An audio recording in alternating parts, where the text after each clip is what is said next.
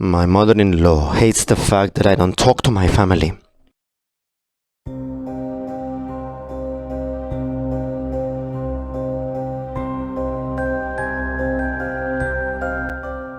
My fiancée, Amy, comes from a large close-knit family who all adore each other.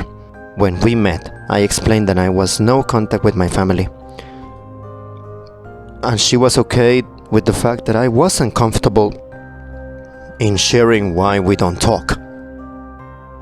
The only person who seems to have a problem with this is my soon-to-be mother-in-law, Emily. She cannot fathom that not all families are as close as hers, and has been pushing for us to reconcile. It got so bad that we threatened to invite her from our wedding. We got hundreds of angry messages after this threat, and we eventually apologized but pleaded with her to drop this issue. She agreed, but it was obvious that she was lying. Our wedding ceremony went off without a hitch, and I was finally delighted to be married to the love of my life. Emily kept smirking at me throughout the entire ceremony, and I couldn't shake the feeling that she had done something terrible. We arrived at the reception afterwards and spent almost 2 hours posing for pictures. It was beyond exhausting, and the only thing that kept me going was the thought of the amazing sex that we would have tonight. After what seemed like an eternity, we were led into the wedding reception and proudly introduced as husband and wife.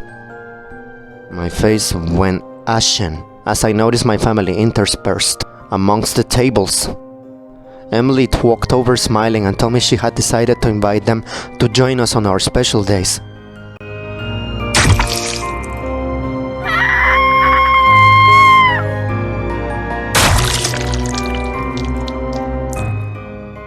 I now lie in the blood-soaked dance floor, surrounded by dismembered bodies, watching as my father plunges his teeth into my wife's jugular and cursing my mother-in-law for inviting them back into my life.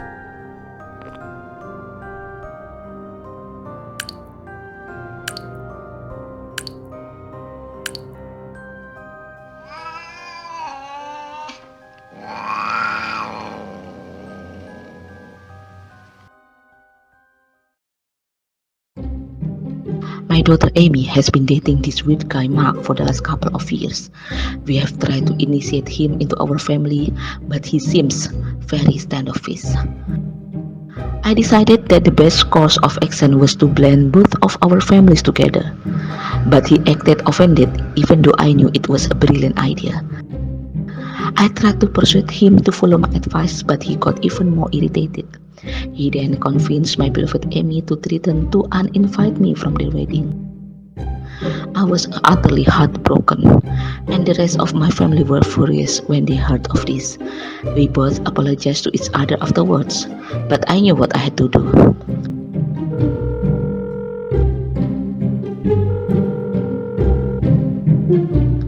I tracked down his parents and invited them to the after party.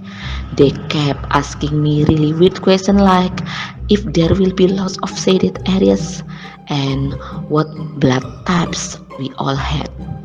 I knew Mark was weird, but they were even worse. The wedding day arrived and I could barely keep the smile from my face, as I knew Mark would love his surprise. I was standing front and center as they arrived to the reception. Mark's face went ghostly white as he stared at all his family in the room. I was so caught up celebrating my amazing surprise that I didn't notice the screams all around me. I stood there petrified as Mark's family began ripping apart everyone I knew and loved. Soon, I was the only one still alive, as even my beloved Amy had been killed by these monsters. I shrank away from Mark as he marched towards me.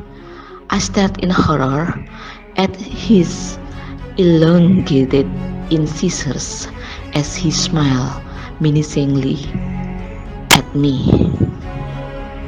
He moved his head towards my neck and said,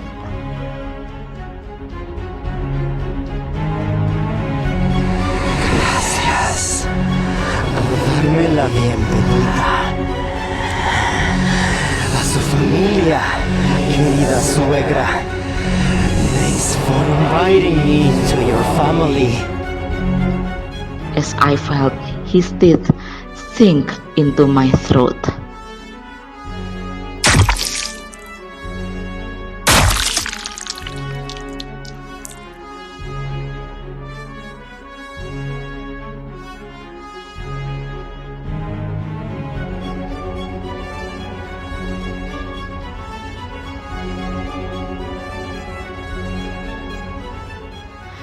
Thanks for inviting me into your family.